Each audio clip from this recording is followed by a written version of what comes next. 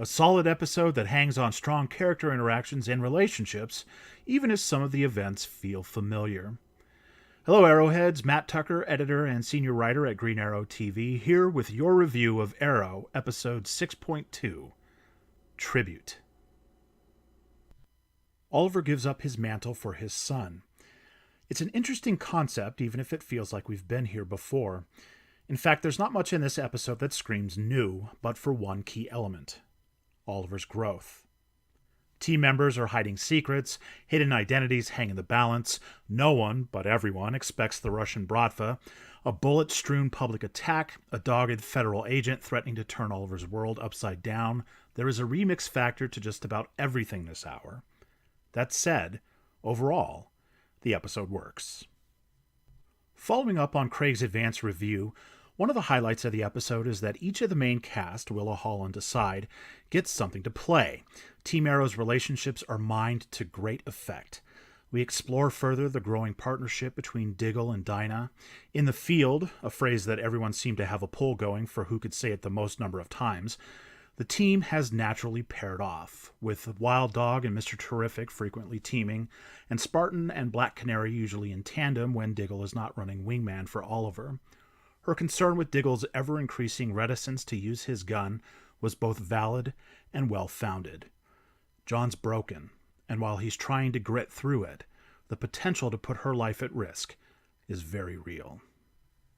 It would appear that none of the team was aware of Diggle's injury from the explosion on Lian Yu, which seems a bit odd, given the size of his scar and the fact that some of the other team members likely had to go and help he and Felicity to their feet and into the plane. It's baffling that they wouldn't have been checking on his shoulder in the months that have followed. Sure, Diggle's a proud man who wants to show no weakness, but this was rather prominent. And we learn it's also rather permanent. Degenerative nerve damage. It's not that Diggle has a psychological block to firing his weapon, though it's surely shaken his confidence. It's that the nerve damage now causes a tremor in his trigger hand, physically affecting his aim and his trigger control. This not only makes things sketchy for him watching Dinah's back, but puts him in a precarious position when Oliver asks his big request later in the episode. By far the best interaction this week was between Oliver and Renee, a chat amongst absent fathers. It's welcome whenever Rick Gonzalez lets down Renee's gruff defenses and lets his humanity shine through.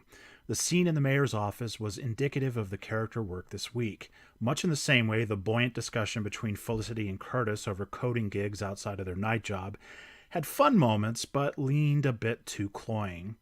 The soft, genuine work of Gonzalez's and Stephen Amell's parts to sell the struggle to do right by their children in both extraordinary and ordinary circumstances was affecting and a reminder of how well Arrow can be when it relies on its writing and its players. Amell was particularly on point in his scenes with William. Again, we got a little of the bratty William bristling in reaction to everything going on with Oliver, which can be a bit bracing to watch. Yet both Amell and Jack Moore settle into a better connection this week than last week's episode, and it allows them both to find more levels to play. The moment Oliver starts coaching William in the limo on how to stand up to a gang of bullies with his fists, it's played for a bit of a chuckle, but perfectly reads in Amell's face, particularly his eyes, the desperation he's feeling in trying to connect and offer his son more than the basics. Turn to what you know, which obviously speaks to Oliver as a person. That William all but rejects this approach also says much about his future. How does the son deal with his father, the superhero? Does he eventually get into the family business? William doesn't seem interested in either. He wants family, and he's understandably selfish in his worry that Oliver's actions as Green Arrow put him at high risk to leave his son a true orphan. Specifically now with Oliver's secrets shared with the world, and yet they managed to get out of the public aspect of the reveal before the hour is out. From Oliver's charming response about certain Gotham City tech industrialist and playboy Bruce Wayne, to Curtis's name drop of Christopher Chance, aka the Human Target, it's kind of funny how relatively easy they are able to sidestep this outing. Looking back on Season 1's An Innocent Man and Damaged, when Quentin arrested Oliver with evidence of being the Hood, the elaboration that went into the whole ruse to throw Lance and the SCPD off Oliver's trail to protect his crusade going forward is astounding to how little they have to do this time to call the dogs off. It will be curious to see who released the image, with Renee uncovering that it came internally from Channel 52. That speaks to the research Susan Williams was doing on Oliver last year. Did somebody get their hands on it? Could that somebody perhaps be Vigilante? We know it wasn't Anatoly Knyazov. Our favorite Russian returns with a vengeance. Releasing that image to put Oliver in a bind has a sound logic to it, but Anatoly revealing it wasn't him speaks to potential hope that they can eventually repair their friendship.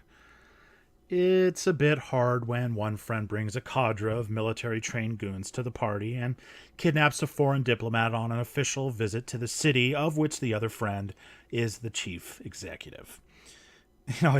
It's funny to think of these two in the cells in the belly of that freighter 4 years ago, 8 years by the show continuity, and see where they are now. Anatoly and his crew being banished from Russia adds an interesting wrinkle, and it's fair to expect them back sooner rather than later. David Nichol and what he brings to the part are always welcome. While Anatoly still offers some deference to Capuchon, Oliver finds he doesn't really have the luxury any longer.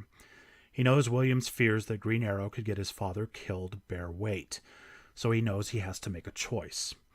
In light of FBI Special Agent Samandra Watson investigating the photo claim about Oliver, and subsequently not buying the all-too-convenient discovery that the image was digitally faked, he recognizes the only way to get off her radar is to get off the radar altogether.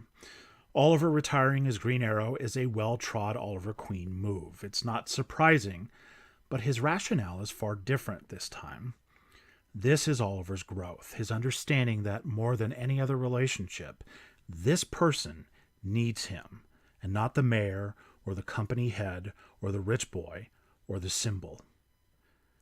Though the irony of asking his best friend with a child of his own to take over the mantle appears to be lost on them. To be fair, baby JJ has both Diggle and Lila. Of course Oliver would ask Diggle to take his place. He's a leader, and as committed to the core of his being in this cause as Oliver. Under regular circumstances, it makes the most sense. But how will his physical condition affect him in the job? And is Dinah going to stay silent while John steps into the hood and leads the team on its missions? Amel says Dig Arrow is going to be around for a while. At least until the line-wide crossover in November, I'm sure. So the team dynamics should be quite interesting over the next few weeks. Most of what occurs in Tribute has happened before in the series. In some cases, it's even been done better before. The episode, though, is a solid one because of some great character work and a focus on the team as humans trying to get through the rigors of their lives and counting on one another. To that effort, it's quite telling that they finally incorporated symbols signifying all members of Team Arrow in the opening title card sequence.